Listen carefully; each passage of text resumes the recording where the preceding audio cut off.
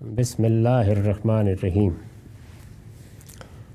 عن حمام انه سمع ابا هريرة عن حمام انه سمع ابا هريرة رضی اللہ عنہ یقول قال رسول اللہ صلی اللہ علیہ وسلم بین انا نائم اتیت بخزائن الارض فوضع فی کفی سواران من ذهب فقبر علی فأوحى اللہ الی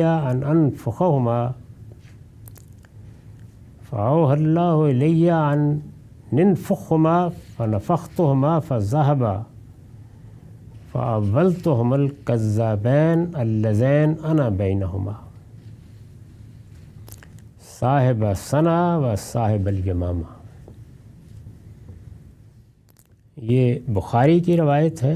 اس کا رقم ہے 4051. یہ بھی ایک رویا ہے. اس میں اور پچھلے رویا میں یہ فرق ہے کہ وہاں رسول اللہ نے رویا بیان کر دیا، اس کی تعبیر نہیں کی. یہاں تعبیر کی ہے. ترجمہ حمام سے مروی ہے. انہوں نے ابو ہریرہ رضی اللہ عنہ کو یہ کہتے ہوئے سنا کہ رسول اللہ صلی اللہ علیہ وسلم نے فرمایا،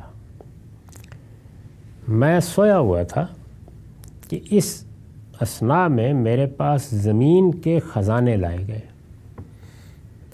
یعنی رویا کے عالم میں زمین کے خزانے دکھائے گئے اور پیش کر دیے گئے. اس نوعیت کے اور بھی رویا بیان ہوئے ہیں. یہ در حقیقت رسالت مآب صلی اللہ علیہ وسلم کے لیے پیشین گوئی تھی کہ آپ کا معاملہ وہ نہیں ہوگا جو اس سے پہلے پیغمبروں کا ہوا کہ وہ چلے گئے. یہ دنیا کی بادشاہی آپ کے ماننے والوں کو دے دی جائے گی، اور اس زمانے کی گویا ساری دنیا ہی پیش کر دی گئی تھی. تو اس کو بعض بیداری کے رویا بھی دکھائے گئے اور اس طرح کے خواب کے بھی، اور اس میں یہ پیشین گوئی تھی. میں سویا ہوا تھا کہ اس اثناء میں میرے پاس زمین کے خزانے لائے گئے. یہ تو ظاہر ہے کہ وہی چیز ہے جس کو میں نے بیان کر دیا، چونکہ یہ بہت سی روایتوں میں آیا ہے.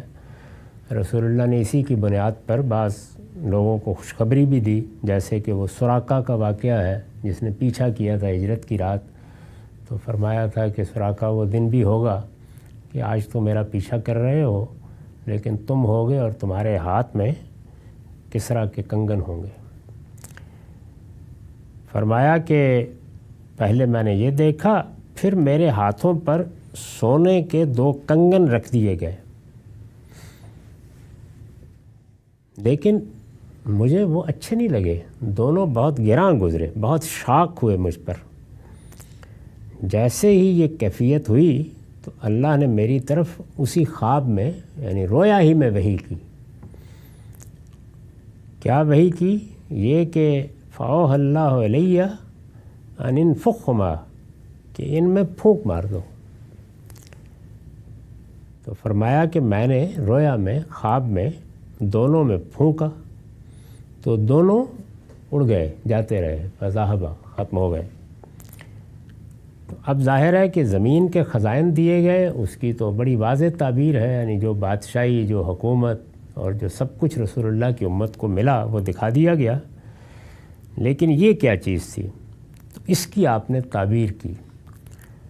فرمایا کہ فَأَوَّلْتُهُمَا الْكَذَّابَيْنَ اللَّذَيْنَ أَنَا بَيْنَهُمَا، میں نے ان کی تعبیر ان 2 جھوٹوں سے کی ہے جن کے درمیان مجھے مبعوث کیا گیا ہے. رسول اللہ کے اپنے زمانے میں جن 2 لوگوں نے نبوت کا دعویٰ کیا، یہ ان کو بیان کیا. چنانچہ آگے واضح کر دیا ہے کہ صاحب ثنا و صاحب الیمامہ، یعنی بظاہر تو وہ نبوت جیسی نعمت کا ذکر کریں گے، گویا سونے کے کنگن ہی بن کے آئیں گے، لیکن ہوں گے جھوٹے. تو صاحب ثنا اور صاحب یمامہ یہ حضور نے تعبیر فرمائی. تو اس کا گویا یہ بتا دیا کہ یہ بھی ہونے والا ہے کہ اس طرح 2 لوگ ہوں گے. پہلے سے اسود انسی یعنی صاحب ثنا مراد ہیں۔ ان کی مختصر سی تاریخ یہ ہے کہ یمن میں رسول اللہ صلی اللہ علیہ وسلم کی دعوت جب پھیلی تو وہاں لوگ بڑی تعداد میں ایمان لائے تھے، یہ بھی ایمان لے آیا۔ یہ اہلا بن کعب اس کا نام تھا، اسود انسی عام طور پر کہا جاتا ہے۔ ایمان لے آیا، لیکن یہ نفسی علوم کا ماہر تھا، جیسے ہمارے ہاں بھی بہت سے لوگ ہوتے ہیں۔ تو اس نے یہ خیال کیا کہ اپنے ان علوم کی بنیاد پر تو میں بھی کچھ معجزے دکھا سکتا ہوں۔ تو یہ شروع کر دیا اس نے، اور پھر ارتداد اختیار کر کے اچھے خاصے لوگ اپنے گرد جمع کر لیے۔ اس کے بارے میں رسول اللہ نے حکم دیا کہ پیغمبر کی موجودگی میں اس طرح کی جسارت آخری درجے کا جرم ہے، اس کا خاتمہ کر دیا جائے۔ تو بس خاتمہ کر دیا گیا، سزا دے دی گئی اسے۔ دوسرے کا نام مسلمہ ہے، کہا جاتا ہے کہ نام تو شاید مسلمہ تھا یا مسلمہ تھا، لیکن اس کو تصغیر کے سیغے میں مسلمانوں نے مسلمہ بنا دیا۔ تو یہ صاحب یمامہ میں تھے، جو نجد کا علاقہ ہے، اور انہوں نے تو ایک بڑی جمعیت اکٹھی کر لی تھی، اور بڑے پیمانے پر جب لوگ ان کے گرد جمع ہو گئے تو انہوں نے پھر رسول اللہ صلی اللہ علیہ وسلم کو خط لکھ دیا۔ یہ ان وفود میں آئے تھے جو رسول اللہ کے پاس آخری برسوں میں پہنچے ہیں۔ مختلف علاقوں سے وفد آتے تھے اور وہ آ کے ایمان لاتے تھے۔ تو ان کے بارے میں بیان کیا جاتا ہے کہ یہ بھی اپنے قبیلے کے ساتھ آئے، اور باہر جہاں جانور بٹھا دیے جاتے تھے، سواریاں بٹھائی جاتی تھیں، وہیں رہے، اندر نہیں آئے۔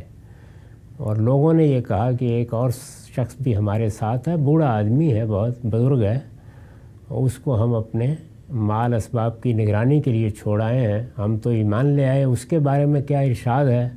تو آپ نے فرمایا میرا یہی پیغام اس کو بھی پہنچا دو۔ لیکن واپس جا کے اس کو احساس ہوا کہ یہ تو نبوت بڑی غیر معمولی چیز ہے، ایسے لوگ آتے ہیں، تو اس نے بھی دعویٰ کر دیا۔ چنانچہ خط لکھا کہ میرا خیال ہے کہ زمین آدھی آدھی کر لیتے ہیں، آدھی محمد تم لے لو، آدھی میرے لیے۔ رسول اللہ نے اس کا جواب دیا کہ زمین اللہ کی ہے، نہ میری ہے نہ تمہاری ہے، عیش کرو۔ تو یہ بھی اس کے بعد پھر بہت بڑے پیمانے پر فتنہ برپا کرنے میں کامیاب ہوئے، چنانچہ خالد کی سرکردگی میں ان کے خلاف باقاعدہ اقدام کرنا پڑا، اور ایک بڑی جنگ میں شکست ہوئی اس کو، اور پھر اس کا بھی خاتمہ ہو گیا۔ تو یہ رسول اللہ نے گویا وہ خواب دیکھے، اور اس میں یہ بتایا کہ یہ صورت ہے۔ یہ دو خواب میں نے آپ کے سامنے رکھے ہیں، بڑی تعداد ہے اس پورے باب میں، 21-22 کے قریب اس طرح کے رویا ہیں۔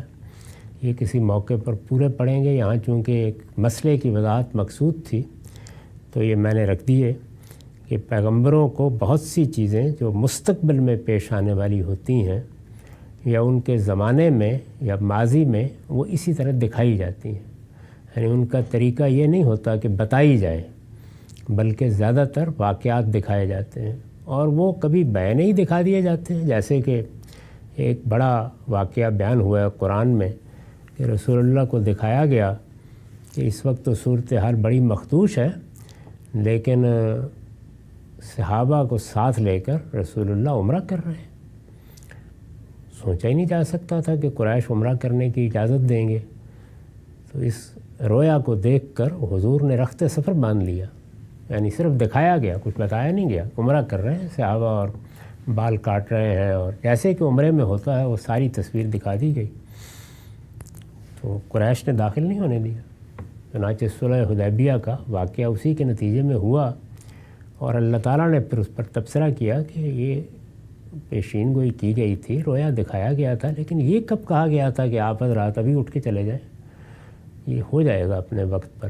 تو اس کو بیان کیا سورہ فتح میں کہ لقد صدق اللہ اور رسول اور رویا، اللہ نے سچا رویا دکھایا تھا، پورا ہوگا، ایسے ہی تم بال کٹواؤ گے لیکن اس کا وقت آئے گا۔ تو پھر اس کے بعد وہ وقت آیا کہ اللہ کا پیغمبر گیا اور یہ سارے معاملات ہوئے۔ اسی طرح کا معاملہ سیدنا ابراہیم کے رویا کا ہے، یعنی ان کو بھی ایک رویا ہی دکھایا گیا، کوئی حکم نہیں دیا گیا تھا کہ بیٹے کو ذبح کر دیں، دیکھا انہوں نے کہ ذبح کر رہے ہیں، تعبیر کی اس کی یا مطلب سمجھا، وہ ایک الگ گفتگو ہے، بات چیت ہے، تعبیر کیا تھی، مطلب کیا سمجھا، کیوں وہ مطلب سمجھا اور تعبیر نہیں کی، یہ بھی ایک بحث ہے جو کسی موقع پر کریں گے۔ تو یہاں یہ بتانا مقصود تھا کہ یہاں تعبیر کر دی ہے، وہاں نہیں کی۔ وہاں نہ کرنے کی وجہ یہ ہے کہ اس میں ایک ایسی پیشین گوئی بیان ہوئی ہے جو بعد کے سیاسی حالات پر اثر انداز ہو جاتی ہے، تو رسول اللہ خاموش رہے اس کے بعد۔ وآخر دعوانا الحمدللہ۔